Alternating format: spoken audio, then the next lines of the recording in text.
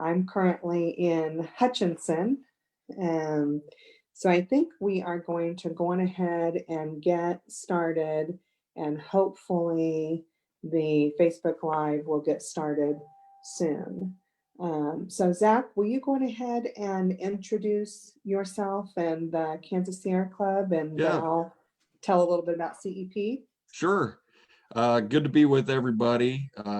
Happy November. Zack Pistora, proud lobbyist for the Kansas chapter of Sierra Club.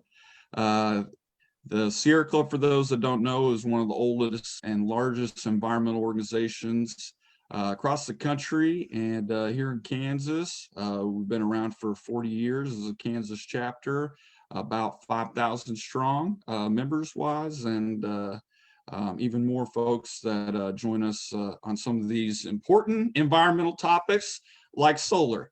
I'm casting today from Linwood, Kansas. Thanks, Dorothy. Hi, Zach. Thanks again for joining me. As I said, I'm Dorothy Barnett with the Climate and Energy Project. For those of you who aren't familiar with our work, the Climate and Energy Project is a 13-year-old nonprofit working in Kansas to promote equitable, clean energy and climate solutions for a healthy and resilient Kansas. We do this work through advocacy at the state legislature, at the Kansas Corporation Commission, and through collaborations with organizations like the Sierra Club. We support aspiring environmental leaders through high quality leadership training. And we are working really hard right now, especially to turn out environmental voters, people who care about climate and energy issues. And for today, we're hoping to give you all some things to think about as you do more than vote. Through strategic partnerships and grassroots organizing, we promote the Kansas Climate and Health Declaration, where you can find that at resilientkansas.org. In that document, more than 40 organizations have called on leading public health organizations have called on our administration and our legislature to put climate in action on their agenda. And so we're excited about that as well. One of the things that I want to ensure as we think about this topic of rooftop solar, we know that this is a passionate topic. I get very passionate about it. People get very passionate about it. But we want to invite you to think about our community rules as we go through this webinar. One, the platinum rule: treat others as you want to be treated. Notice the room and build awareness together. Be curious, open, and respectful, and be conscious of your intent versus your impact. So again, as we get started today, if you hear something you have a question about, drop it in the chat. After Zach and I provide a little bit of information, we will open up the room to questions from you all that you can just ask us. And we will get started now. So first of all, we thought it might be helpful to give you a little bit of history about solar rights in Kansas. For those of you who may be newer to this conversation, we've really, starting in 2014, there was an attempt by primarily the utilities in Kansas to get rid of net metering. Just wanted to get rid of it altogether through some legislation. And we were able to save net metering, but we had to make some concessions in order to do that. We had to have smaller systems, both residential and commercial. We had to agree to go from an annual, what we call true up of net metering credits, to monthly. And one of the biggest issues was the legislation in 2014, the change gave a utility the right to charge solar customers differently. And at the time, we knew that that might be problematic, but we really thought that it was something that we could address at the KCC. We really thought that there was enough evidence of the value of solar that solar users wouldn't be charged differently. We were obviously wrong. In several rate cases, the utilities have tried to put fees on solar customers. And ultimately, they were successful 2 years ago in applying a demand charge. And so Zack is going to talk to you a little bit about the demand charge and what that is. But I just want to say that we really are in a position today where we are only asking for fair policies. And that's what we think we need to be doing in Kansas, is thinking about how do we value benefits and really engage in fair solar policies. So I'm going to let Zack talk a little bit about what demand charges are, what the impact of that was, and the solar Supreme Court ruling that we saw happen in April. So take it away, Zack. Yeah, thank you, Dorothy, and thanks for kind of giving us those the platinum rule, if you will. You know, for a lot of us, and I can tell of some familiar names on the screen here. This issue hits home, literally, and so you know, folks that have solar, people that want to have prospective solar, this issue has been unfortunately something we've had to reckon with for quite a few years, as you indicated. Here we are at the situation where we've been experiencing mandatory demand charges over the last several years. These are charges based on a specific window of time, right? Is it 2 to 7? On weekdays, your highest average 15-minute use between 2 to 7 weekdays is your highest demand.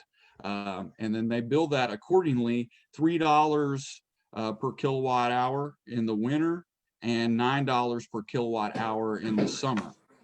Kilowatt, not kilowatt hour. Hour, so demand kilowatt, is measured in kilowatts. Yeah. Okay, yeah, thank you. And so that, you know, the people have had to, we've heard all these stories, and probably some of you could probably relate if you want to provide any comment to this later on, but totally changed their consumption habits in some ways to avoid that penalty through the kind of the predominant time of use, to lower that demand so you don't get charged as many kilowatts, etc. Otherwise, you're facing a pretty steep fee, pretty steep penalty that you don't have any choice. It's not a voluntary option, but then again, it's only on solar users. So that demand charge has gone through different phases, as you said, with different chew-ups over time. People have been grandfathered in throughout these past 5 years, if at all. And here we've arrived in April. A number of parties thought, well, we need to challenge this Kansas Corporation Commission decision. We'll bring it to a court of appeals. We petitioned the Court of Appeals. We were accepted. We won a favorable ruling at the Court of Appeals, and then it went to the Kansas Supreme Court. So I hope I'm not fast forwarding too much, but as most of us know, in April 3rd, the Kansas Supreme Court ruled that, in a quote, "it is simply price discrimination" when referring to the demand charges. The price discrimination undermines the policy preferences of our legislature, cast 30 some years ago, at least, in KSA 66-117D, that basically said you cannot discriminate on, you're getting the same service of electricity, whether it's renewable or from coal. So you shouldn't be discriminate because practically the sales of electricity, the electricity itself is the same. So I hopefully, you know, as a non-lawyer, hopefully I got that halfway right on the legal interpretation there. And I was so excited, a good win for the solar customers, solar businesses, generally for the people of Kansas. But yet here we are, almost November 3rd, several months later, and people are still getting charged these unlawful bills by the biggest utility company in Kansas. And for a reason that's pretty suspicious in its first place. You know, when we're talking about solar, one of my jokes is that I think maybe the utility is being a little shady when it comes to other people having their own solar. When they own solar, it's just fine. And there's plenty of programs. I must admit my own bias here, that I'm an Evergy customer. I've signed up for their renewable programs to offset my power with totally renewable, pay a little extra for it. But solar especially has benefits to the state. We're going to talk a little bit more about that, but I'll turn it back over to you, Dorothy. Brought up to speed about what exactly demand charge is in. Hopefully that was clear, and where we're at now. Yeah, I think one of the things that's important to note about the Supreme Court ruling, Zach, is when that, so two things. When the Supreme Court says you can't charge demand charges, they're discriminatory, we and others sent a letter to the KCC asking for those charges to be stopped immediately. We said, you know, the Supreme Court said this is illegal, you can't do it. We want everybody who's currently paying demand charges to not be paying them anymore. And we think it's important that people who have paid these unlawful charges over the last couple of years should get a refund. We know that Evergy has the capability to grandfather people in to the old rate because they did it last year as a result of negotiations with all of us with some legislation. And so to say, oh, we have to wait until we get a response from the KCC, we think is disingenuous. So we would have liked to have seen, as soon as that ruling came out, we would have liked to have seen Westar come forward, Evergy come forward and say, you know, until this is solved, we're going to halt the demand charges and we're going to put people back on the regular RS rate. That didn't happen. So we have customers who are still paying this unlawful cost. People are still paying it, this discriminatory cost. And if you're a new solar customer who's coming online, even in the midst of this KCC case, you're also going to be put into this discriminatory rate charge. So that's one thing I think you have to note. So what happened when the Supreme Court said you can't do these charges? They said, take it back to the KCC and figure out something else. And so that's where we are today. We and other Sierra Club, the Climate and Energy Project, all of the utilities in Kansas, either through their association or individually, school districts, Kansas industrial consumers, are all in this case, in this rate case, where the utility, Evergy, proposed a rate, two rates that we all have to respond to. And that's why we're having this conversation today, is we are responding to the two proposals that Evergy put forward. And originally there was not a public hearing or public comments as a part of the schedule that the KCC put forward. And we all, advocates for solar and for the environment, said, we want to hear from the people. People have a right to weigh in on this issue. And so luckily the commission agreed, and they added a public hearing on November 5th, and the opportunity for individuals and organizations to submit public comments. We're going to talk about that later on, but I think it's important for people to know kind of where we are today, Zach.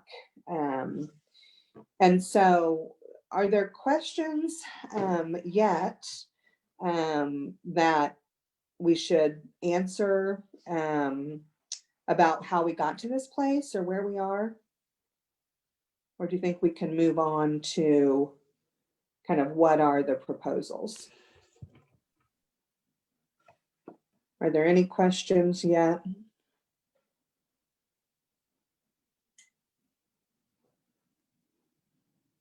Okay, I'm going to I'm sure say some it will looks pop like, up after, after yeah, talking about the proposals. I'm sure some more will pop up. Looks like yeah. we have a hand. Yeah, it looks like Andrew Clark from Concordia. Andrew runs the solar program at Cloud County Community College. Is mentioning that out in rural Kansas, we need help to get the rural co-ops to be fair as well. And certainly that is true. This particular docket really only impacts Evergy. Although what I will say is we have seen the rural electric co-ops and municipal electricity cities, munis, we've seen them follow suit with Evergy by adding demand charges when Evergy added demand charges.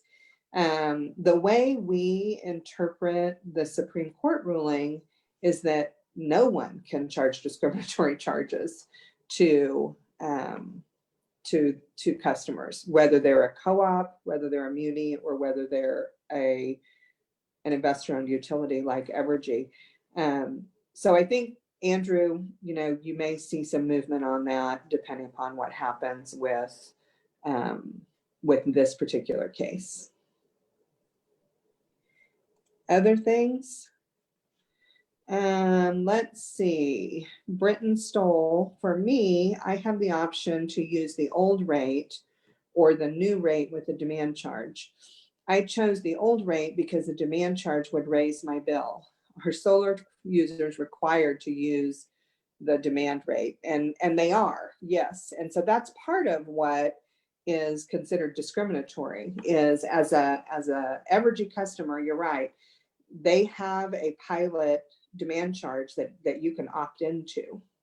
If for some reason that's a better rate for you as a residential customer. But for solar users, they don't get a choice. And that's part of the issue that we're dealing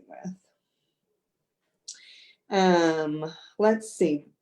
Jack Gibbons says, what happened to the efficiencies that were supposed to flow from the merger? Jack, that's a long question, and I'm happy to have an offline answer with you. But as we know, rates have continued to rise. And so there was an initial credit on residential bills as a result to the merger, but we haven't seen anything moving forward yet. Zach, unless you see another question we should answer about the history or about the Supreme Court or demand charges generally, I think we should move on to talk about the proposed rate structures, and then we can come back to those other questions if we have time. That's fine with me. Okay. Let's go ahead and do that. Just as of late, there have been two proposals of new rate design that Evergy has proposed. So two options on the table going forward to replace the unlawful mandatory charges that were deemed discriminatory. Okay. Proposal number one, the grid access fee is what we're calling it. Grid access fee, the say would be uniformly applied to every customer in Kansas, okay? In that if you happen to have distributed generation, solar, a home solar on your house, then you'll be charged $3 a kilowatt per kilowatt. Okay, so so as I can see it, the average size of a solar array, oftentimes in town, 7.5 kilowatts. Okay, can be smaller, can be bigger. Out in the country, I'm hearing 10 to 12 kilowatts. Okay, so do the quick math: $3 per kilowatt. There you go. Anywhere from 20 on the low end, closer to 25 to 30 on the average end, even higher for some folks. 30, that's per month. So $25 to $30 just for having solar per month. Okay. Don't have solar, $0 for the grid access fee. Okay, so they say, this is uniformly applied. It's not discriminatory. Well, let's compare bills then. Effectually, you're getting charged more. You're being discriminated against if you have solar. So I was recently quoted. We're scratching our heads on this one because I'm not sure on the simplest test coming out of the Supreme Court ruling how make sure that it doesn't charge more for people that have renewables versus coal, etc. I'm not sure this passes that immediate test. That's the grid access fee. Okay, is there more we should say about that, Dorothy? About the grid access fee? I mean, this isn't a new concept.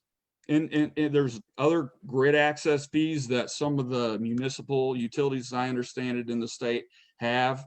They've applied it in elsewhere. Arizona as an example that comes to mind. It's not a new idea. It certainly wasn't mentioned that I can remember in the Supreme Court ruling as a possible alternative that would satisfy their test. They had a couple of mentions, time of use, sliding scale pricing, et cetera, for more common times, more expensive energy, if you will. But no, this wasn't in there. Dorothy, tell me a little bit more if there's Yeah, other so I thoughts think about the grid access fee. I think there's a couple of things that we have to know about the proposal for the grid access fee. One, as Zach mentioned, it's not a new concept, but the states that are utilizing grid access fees have much higher levels of penetration of solar, rooftop solar, than Kansas does. At the end of 2019, Kansas had just not quite 1,200, 1,170 net metered systems in Kansas, in Evergy territory. And Arizona, who Zach mentioned, is one of the states that has a grid access fee. Evergy's proposed $3 a kilowatt of DC generation, which is a whole nother issue that might be too technical for this call. We have less than 8,000 megawatts, or less than 8, not 8,000, less than 8 megawatts of solar installed in Kansas. Arizona has more than 4,500 megawatts of solar, and their grid access fee is 93 cents a kilowatt. So, the utilities say, well, grid access fees are fine. We're going to charge everybody, but only the people who have solar are going to pay something. Zach is right. That's discriminatory, we believe. But secondly, it's an outlandish amount of a grid access fee for a tiny bit of installed solar. So there's that issue. The other thing that's important to note, we talked earlier about grandfathering.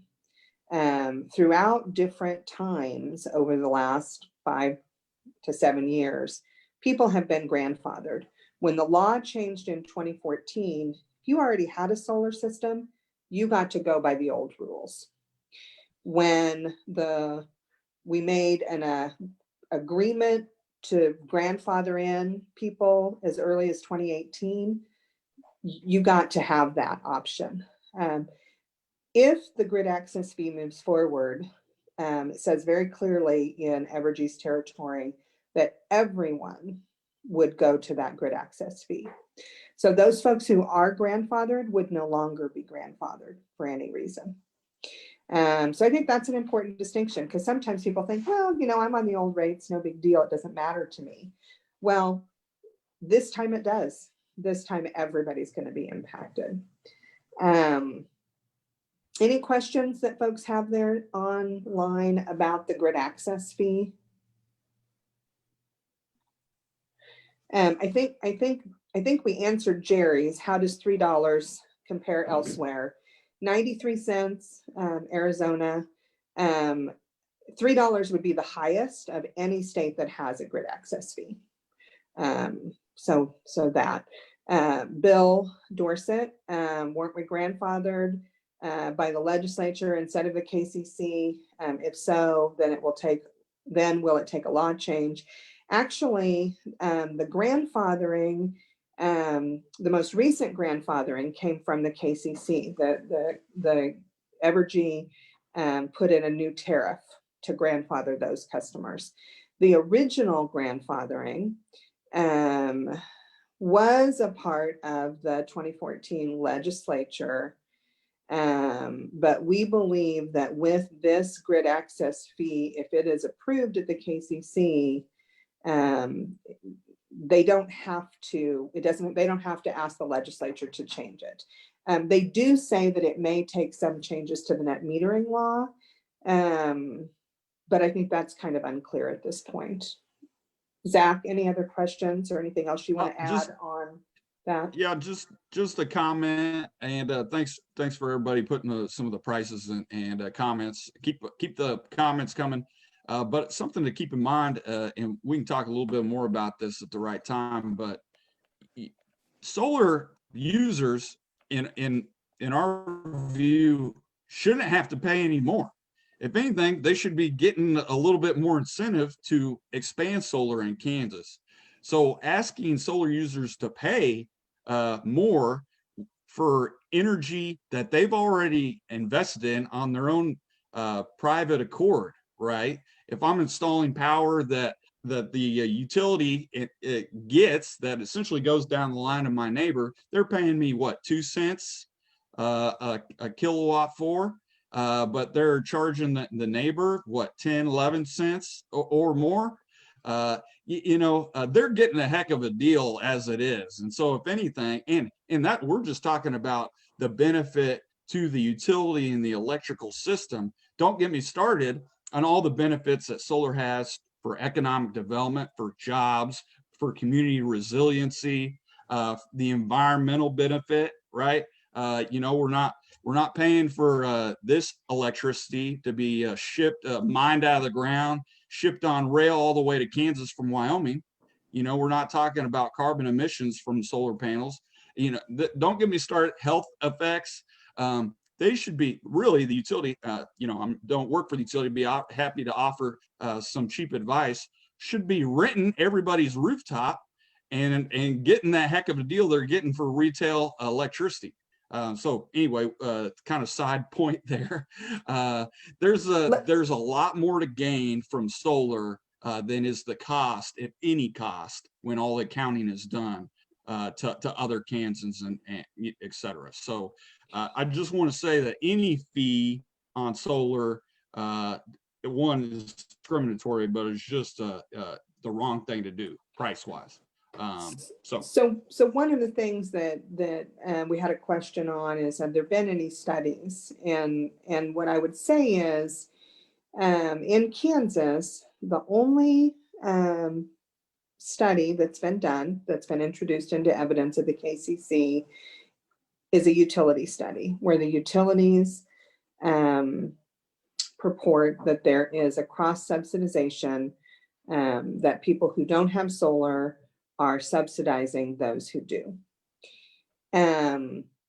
The independent third-party studies that have been done across the country, and when I say independent third party, I mean by a public utility commission or by a state legislature, who you could assume would be independent third parties that would be looking out on behalf of the customer.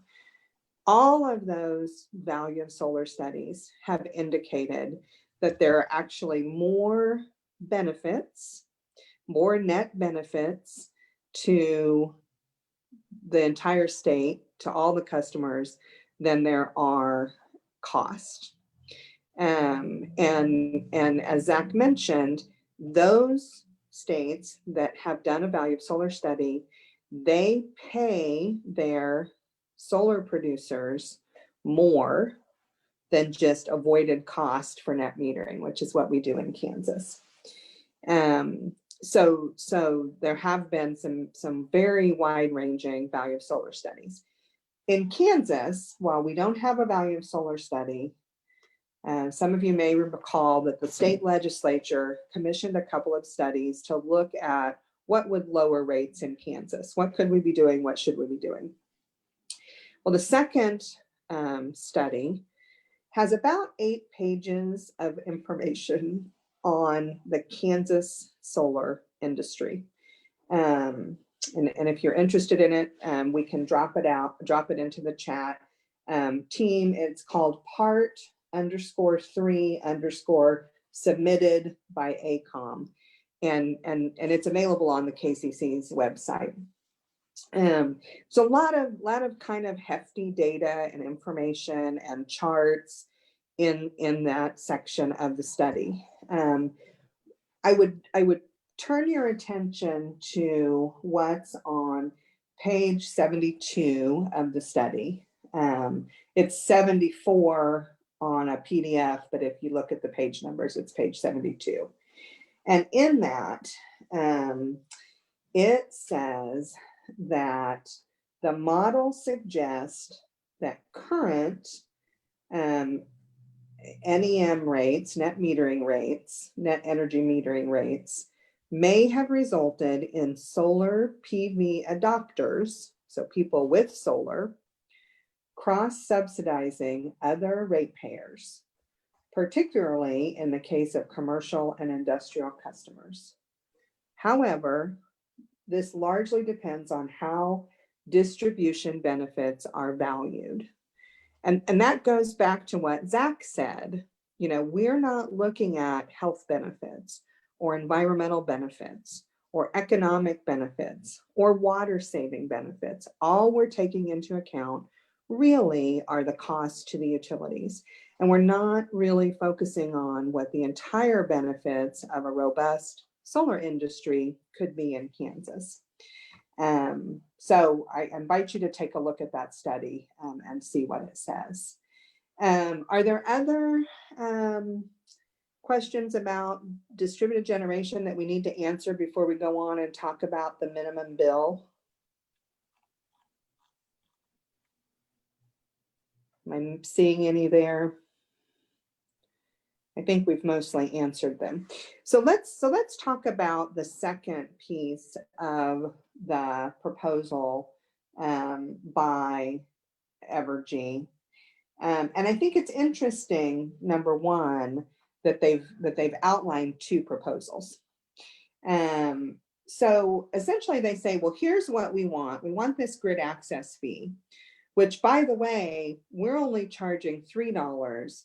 Our data shows we should actually be charging you more than $6 a kilowatt of demand, but we're only going to charge you 50% of what we need.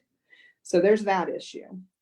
And they say if this isn't satisfactory to the commission, if you don't find the grid access fee to be what the Supreme Court says we can do, then we're going to offer up this second thing, which is a $35 per month minimum bill. Now, that doesn't mean that the service charge is going to go up to a minimum bill of $35. Everybody pays a monthly service fee, $14.50 for me as an Evergy customer in Hutchinson. Might be different where you all live. But what that means is I'm going to still have my $14.50 service fee, and then I'm going to have an additional $20.50 in energy cost. Well, if you do the math on that, that means if I use less than 278 kilowatt hours a month of electricity that I buy from Westar, I'm going to have to make that up, whether I use that energy or not. In their own testimony, they say that there are 139,688 Kansans in their service territory who make less than $25,000 a year, who have a minimum bill of $35 or less. So when I look at that number and I think about what that means, not just for solar users, because that's important. We think solar users deserve fair treatment. But when I think about the impact on all Kansans, the lowest income Kansas among us, I think about my late mother-in-law, Bonnie Barnett, who, like many of you or many of your relatives, were raised in the Depression, and she kept her thermostat on 85 in the summer and 65 in the winter because she didn't want to use very much energy. She never had her lights on during the daytime hours because the sunshine was just good enough to read by. She didn't really watch television. She had the radio going. She had many months out of the year that her electricity bill was less than $35 a month. She was a widow on a fixed income. Those are the people that are going to be impacted by this minimum bill. The other thing that Evergy says in their testimony is, really, $35 a month isn't enough. We really need to be charging you $70 to $77 a month if we're really going to get back all of the charges that you all aren't paying for. You know, that is just particularly egregious to me, that the utility needs $77 a month from everyone in order to provide efficient and sufficient service, which is really all their mandate is, efficient and sufficient service. So I think in my mind, having those two proposals there is really about dividing people with solar and people without. And it's really not about a long-term solution for Kansas and how do we get to this transition of new technology. What else, Zach, about the minimum bill is important for people to think about? Yeah, very well articulated there, Dorothy. And I'll just say that my last month's bill was under 35 bucks, 34. And there's many bills that I have, you know, you can understand other than, you know, streaming through the computer here, not a lot going on in the small farmhouse out in the country, you know, Right. as far as energy demand. And I know my case isn't like everybody else's, but it's just, it violates the core value of why should we have to pay for something we don't necessarily use, as far as electricity there. So, you know, there's no incentive for conservation, you know, like if I can't reduce my bill, there's no financial incentive to reduce my bill lower than 35 bucks because there's nothing I can do about it, then that kind of throws energy conservation, energy efficiency values out the window. And then still doesn't get to the point of, you know, we got over 1,100, almost 1,200 Kansans who have reached in their pocket and decided they want to invest in their own independent energy system to produce solar. Okay. You know, for a variety of reasons, save costs, to generate their own electricity, to clean electricity that doesn't pollute the environment, etc. And yet that's not being fairly accounted for, even with the minimum bill. You know, the fact that solar users or anyone else can't reduce their bill, but through solar reduce it down past $35 to compensate for that, which is questionable with this minimum bill. I don't know if we've got a final word on that. It's the wrong approach as well. Totally, like you said, is discouraging solar and discouraging non-utility energy generation. Right.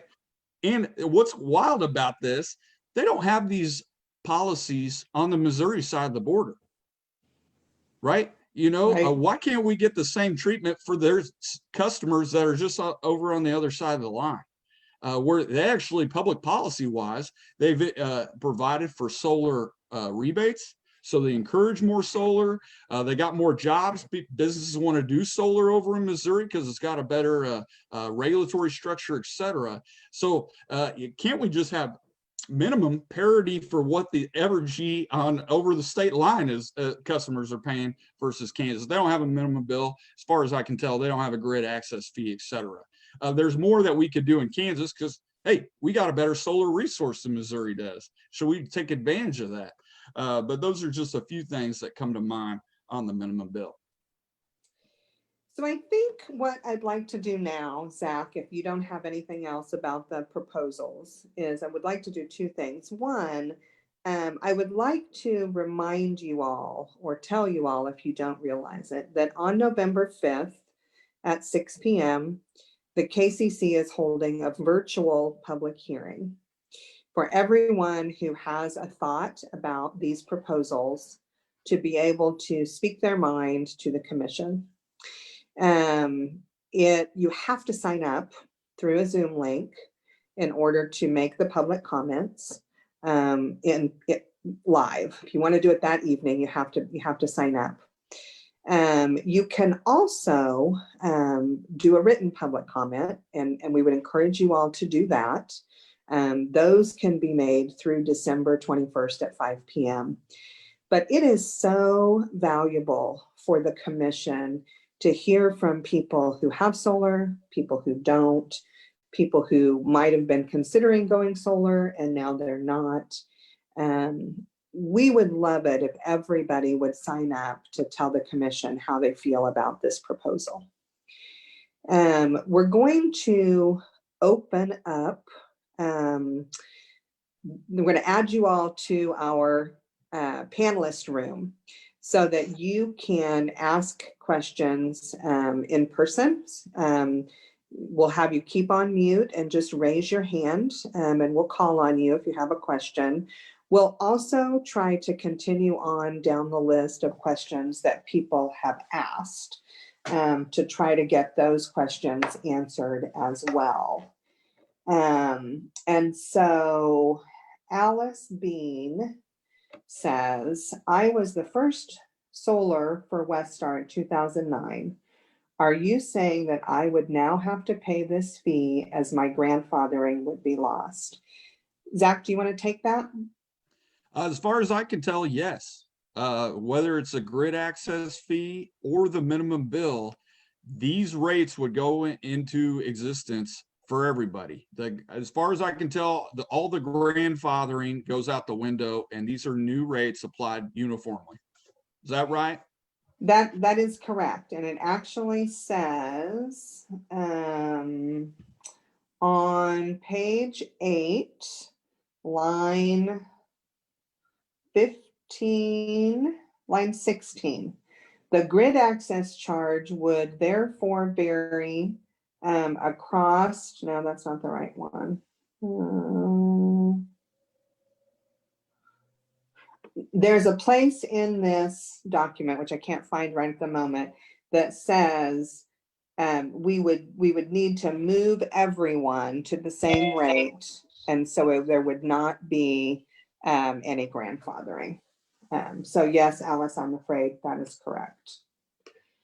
Boog Heiberger asked, do you have any data on how many households have current bills less than $35 a month at least once a year?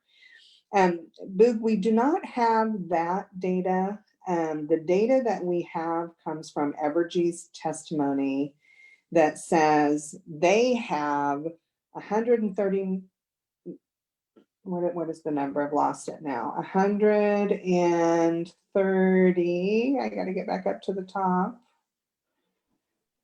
139,688 customers who make less than $25,000 a year who have less than $35 a month bills.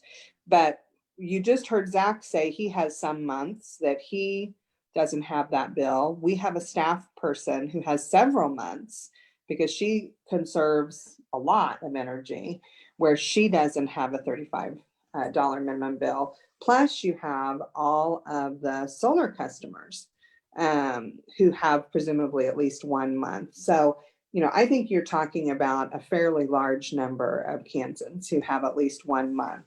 But the number that we have, according to Evergy, is 139,688 customers.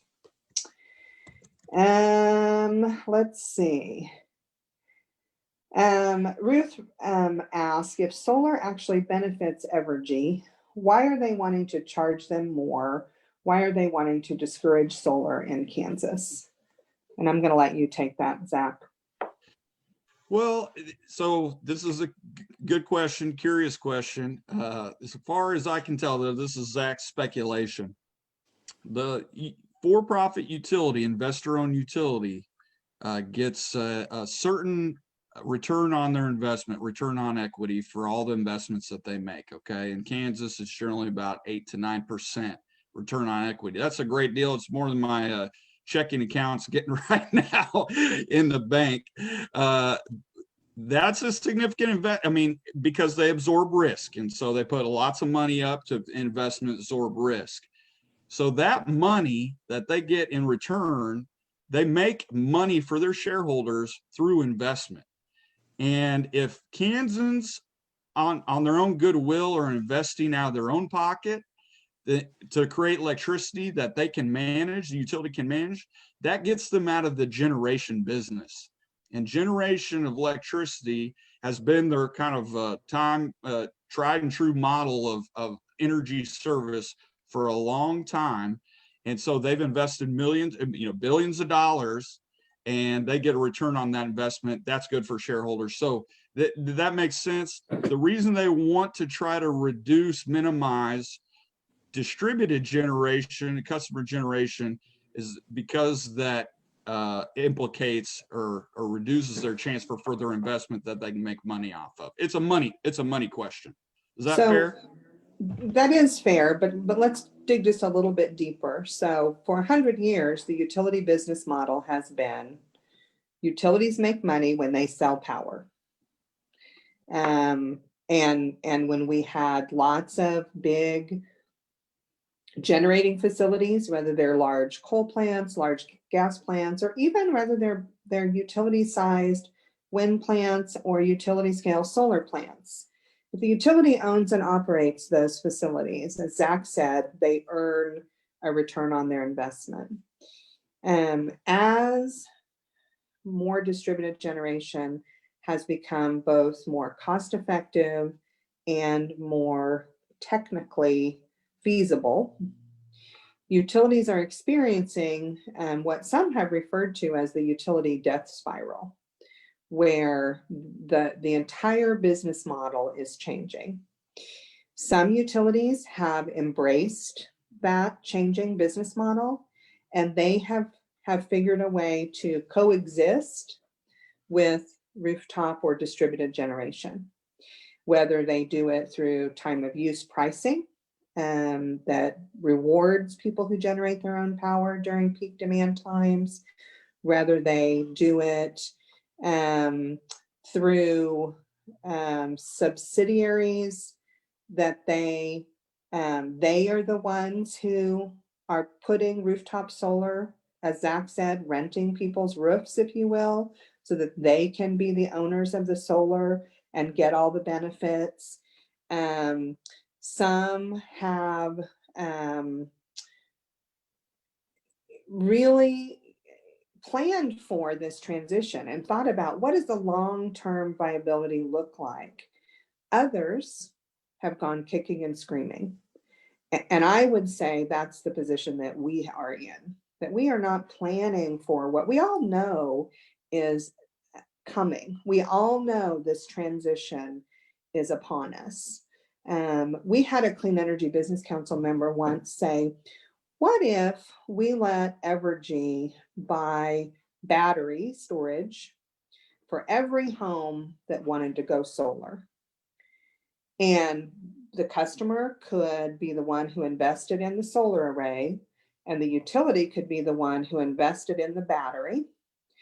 And between them, they could then put energy on the grid when they needed it. If you have a solar array, you could be housing that for the utility. Some of you may remember the old programmable thermostat program, where Evergy would put in a programmable thermostat in your house, and on a really hot summer day, they could cycle your air conditioner so that they could have control of some of that power in your home. We think it's possible with innovation and by thinking about where we go from here, that there could be some things like that, where they could control the battery in your home. I'd be okay if they were earning a rate of return on that, because that's going to help everybody. What additional questions, Zach, do you see? Well, Kay asked a good question. Kay Johnson asked a good question in the chat. Should we be letting legislators know about our opinions on this stuff? So I will say that there's a formal comment that needs to be put into the KCC by December 21st. Okay, a written formal comment. If you don't testify at the hearing on Thursday, okay. So if you testify on the hearing on Thursday, your comment will be recorded. And will be given consideration. If you don't talk on Thursday, then make sure you get those comments written and sent into the KCC, and we can help you make that happen. But generally, I do think it's very important that your state representatives, your state senators, the governor even, should know that you care about solar, that you think people should be, all people should be who have solar or even who don't have solar, that there should be a fair value of solar for Kansas. And one example I might add, and I have data just specifically for Evergy, our biggest utility, and the data that we've analyzed that they've submitted to the Energy Information Agency. On average, it costs $39 a megawatt hour on average for their coal plants to be run. For Kansas, for wind, $22. For solar, $30. So every time we fire up that coal plant to run electricity in Kansas, the people, the ratepayers of Kansas, and I would argue the greater economy and benefit of Kansas loses. They lose money, they lose value. Okay, so we need to get more solar on the books in Kansas. We can't do that with this price discrimination, with these inequitable proposals that they're proposing here. All right, so those are the last things I'd say. But if the KCC isn't going to help us out, in the past, we've generated a lot of comments. We've done rallies and hearings before outside of the KCC at some of these proposals. We've gone to the legislature. We haven't got very much benefit up this point from the legislature, but I hope that changes. Certainly at the KCC, we hope it changes because we have two new commissioners, three new commissioners at the KCC since we've last had these discussions. So that maybe the comments aren't necessarily going to be any different other than these two specific proposals, the minimum bill and the grid access fee, but the context has changed. Just imagine, just bear with me just for a moment. If we would have had the opportunity to not ever have these mandatory demand charges, 5 years at pre-demand charges, the solar industry was growing, the market trends popularity was growing. If we didn't have this wet blanket of regulation on distributed solar, who knows where we could be with solar in Kansas by now. There's experts across the country say we'll have more solar in Kansas than wind in the future. That's just really hard to imagine because we've just made so many great strides in wind and all the benefits that's provided to Kansas. We're not even scratching the surface of solar. And so I hope this will be just the beginning of us trending upward with solar through beneficial policy. So thanks for, I know I can be long-winded there. So that's great, Zach. A couple of other questions that I want to answer very quickly. We think the time limit for comments will be 5 minutes. We haven't seen anything for that yet. Those of you who've signed up should get something that says how long you can speak, but we anticipate it will be no more than 5 minutes per person.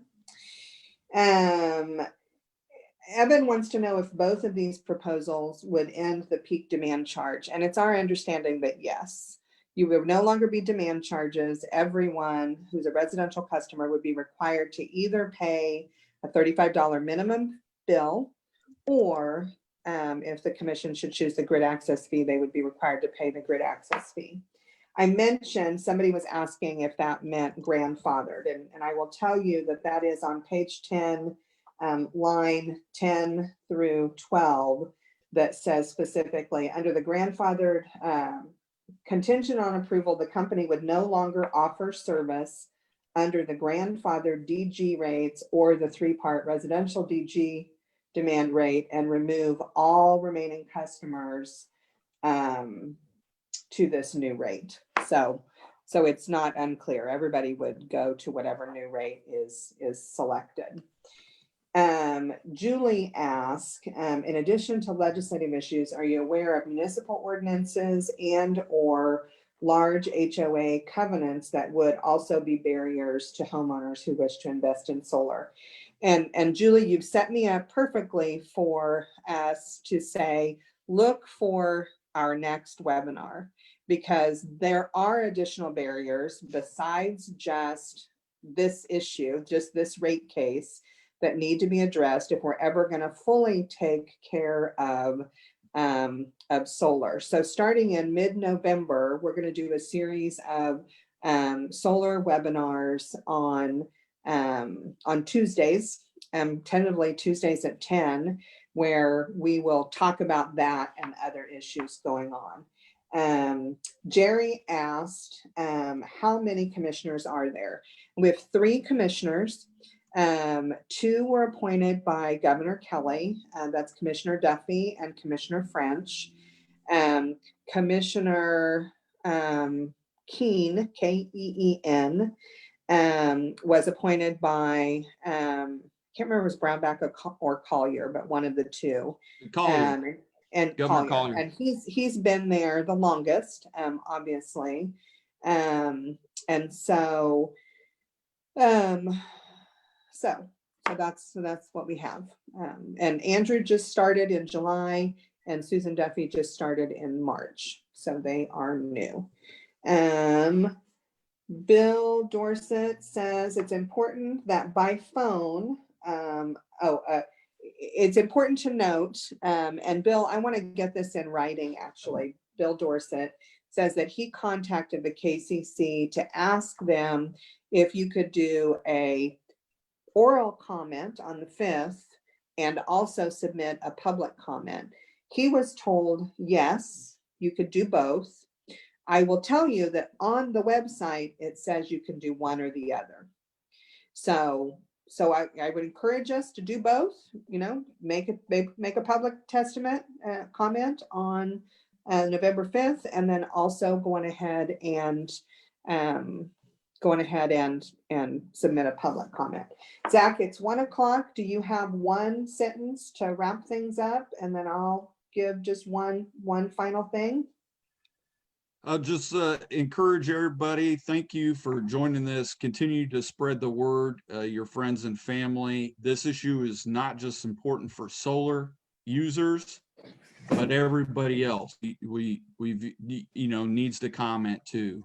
This impacts us all, ratepayers wise, cost wise, but also benefit to the environment, the economy, etc. So even if you don't have solar, please insert a comment to the benefit of solar. That's great. Thank you, Zach, for joining us tonight. Thanks to the CEP team for putting this all together. We did record this webinar, so we'll have it available if you want to share it with others to answer any of their questions. Feel free to do so. As I mentioned, this is a part of our efforts to get folks to do more than vote. Your vote tomorrow is super important. If you haven't done that already, please vote, but also please be involved locally on this important issue. One last reminder, on November 16th, there is a PBS documentary, Jonathan Scott's Power Trip, it's called, and we're going to be hosting a watch party on Zoom. We're going to have someone from the Energy and Policy Institute join us to talk about what's happening with power and how things are changing across the country, not only for solar, but in terms of equity and environmental justice, climate justice, And so mark November 16th on your calendar, 9 p.m. Central. I know it's late. We will have a conversation starting about 8 and then watch the documentary together. So hope you all can join us then. Thanks so much for everything you're doing. Together we can really make an impact on this issue. Thank you. Stay safe, everybody.